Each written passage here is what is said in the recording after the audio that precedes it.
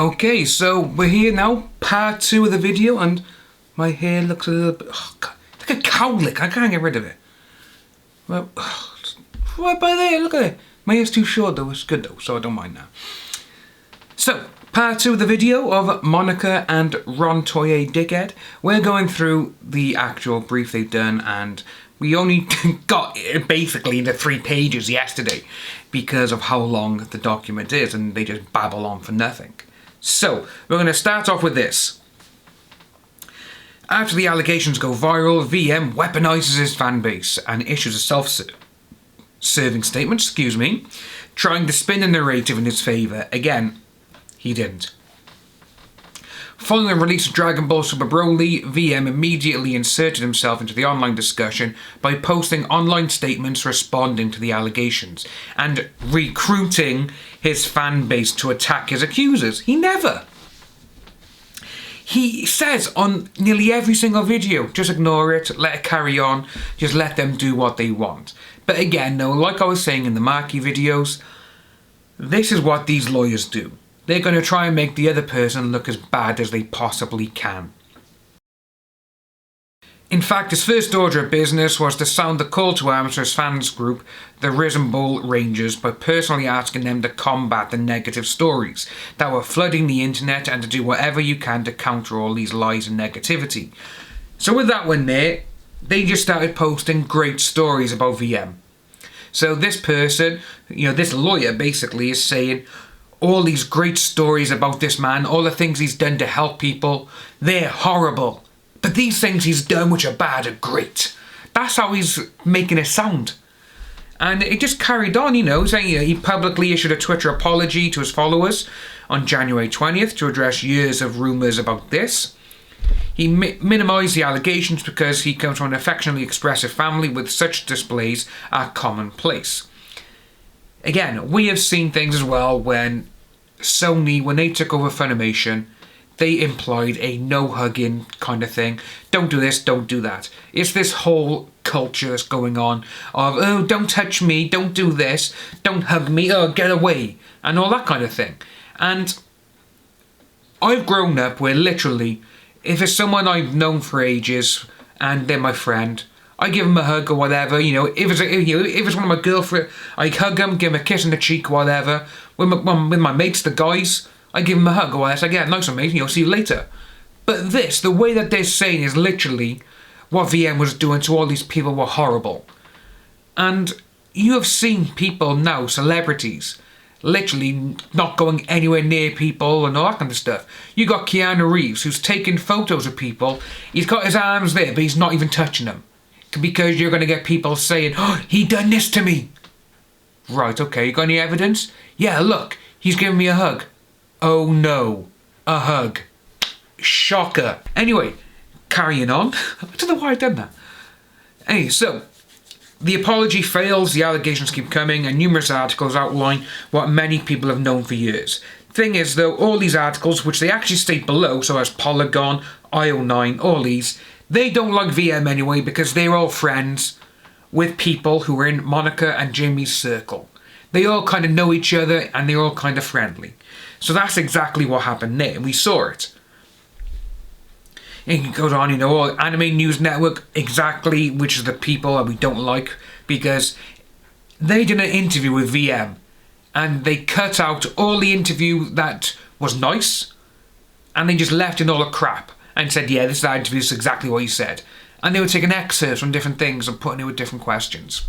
Multiple individuals, many with friends present to corroborate, relayed their personal encounters. So, with that one there, as a lot of you know, back in April of last year, so yeah, a year ago now, I done 3 videos on someone who came out of the woodwork and said, we pressed charges, we done this, we done that, there's police reports, there's everything. I made one video on that one. Then, because I questioned it, saying just let us know which police station it was, we can check, that person then came back and said, oh, it wasn't me who done the charges, it was my friend. And then I asked in another video, can you please ask your friend to let us know which station it was? Then he came back with strikes against my channel. So I had 2 strikes against the 3 videos where he was saying I was using his photo without his consent. So, with that there, on Twitter, which is where I got the photos from, Twitter in the TOCs actually says anything you put on here can be used by anyone because it's a public platform. That's where I got his photo from. It was his actual avatar photo. So that's what it was. Then he came out then and he made a statement saying, no, I never done nothing. My friend didn't do nothing. We didn't go to the police. End of story. That's exactly what happened. And when you look at it like that, I say, right, okay, we just outed someone who lied completely. And because we called them out and we found out that they were lying, they decided to try and strike my channel down. Which I was like, right, okay, I'll fight this, which I did. And I had the strikes removed. So when you get someone like that, and then you get people here saying, oh, tons of people have come out. Well, we've called out quite a few of these people. And they've come back saying, yeah, we didn't do it, or it's a lie, or we exaggerated. We've seen this. We've even seen people on KV go against Armsgirl and Montello. Because Mike, we all know who that one is, this lawyer. He called out LJ Montello by saying to her, we know how much you lie about things. We know that you make up stories to go along with your own agenda. Come on. So, we're going to carry on. February 1st, the dwarfdragonball.com, the blog, Fixing the Staircase. This is the one that they done, which was kind of like, right, okay, here we go. It goes on, he was accused of all of this, however, numerous allegations. It came around and supposedly there was over 100 independent allegations serviced, dating back to 2003. None of them went to the police. None of them made any reports. So you're telling me that this person, VM now, is given how many people they say that he's done this to, and the ones that they're going to come out and say it? Hell, this person is going to be the biggest, whatever you want to call him, ever. He's going to be worse than Bill Cosby. He's going to be worse than Harvey Weinstein. And all these people, where are they? The ones who want to come out and actually say all of this? The ones Ron Dickhead Toye said last year, I know hundreds of people who are going to come forward. Where are they? Everyone is still waiting for these hundreds of women, dickhead. Where are they? Come on, tell us. You can't tell us because you don't know. Anyway, IO9 carried on then. But then you had, VM concedes that the foregoing articles damaged his reputation, which they did. Extension of allegations, Funimation launched the investigation, which we saw, and everything else. We also saw that Funimation said that they weren't going to discuss anything with anyone, but then they ran back and told MoRonica exactly what VM had told them. VM said to MoRonica, he actually sent MoRonica an email stating, guys, what have I done? Why have you said this tweet? What have I done? Please tell me so I can make this right. And before he sent that actual email to her, you had MoRonica Ron saying, not Jamie Marchi, because Jamie Marchi, personally, I think she was rejected by VM. And that's why it's happened from her. But I personally think, now with all of this, because we saw MoRonica say, if he apologises and gets help, it'll all go away. Yeah, it doesn't work like that. Because he sent MoRonica an email like a day or two after she sent that tweet. And he stated, like I said, what have I done wrong? Please tell me what I've done to upset you. Please tell me so I can make this right. And she sent that email to the, to HR stating, he's doing this to me. Tell him to stop. So straight away, she's a hypocrite because she literally didn't mean what she said in that tweet. Straight away.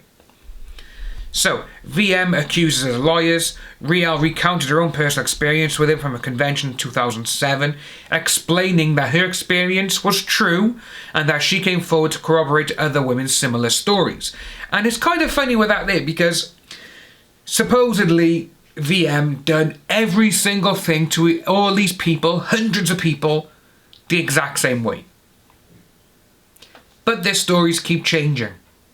We've seen Monty, we've seen Masbar, we've seen them all do it. They have literally gone out of their way stating, this happened first. Then, a couple of days later, a couple of tweets later, this story has changed. Then another change in this story, then another, then another. And I'm pretty sure now we have heard Monty say about 12 or 13 different stories against VM, which is the funniest thing about it. So, going on, also on Rial Toye anti-slap motion, where it was granted.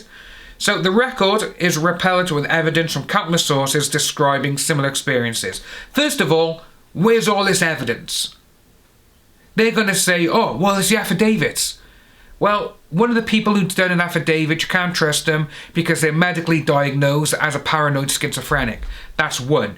You got the two twins who supposedly VM said stuff to them and wanted them to do stuff, but then they lived with Ron and Monica, where Ron is he's not convicted, but he had a restraining order against him for all this horrible stuff he'd done in his past. So you can't really, go with them because we don't know if Ron done anything to them. We don't know if he threatened them. We don't know if he hit him with a remote. We don't know anything. So, carried on then, and this is the best part now, is where he's saying in the first video about in a table of contents, the internet shock jock, ladies and gentlemen.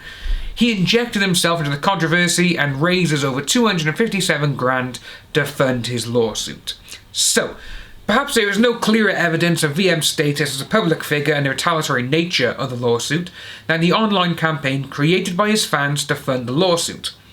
February 2019, Minnesota resident Nick Rocata. So, thing is though, straight away, he is a lawyer, Nick is a lawyer.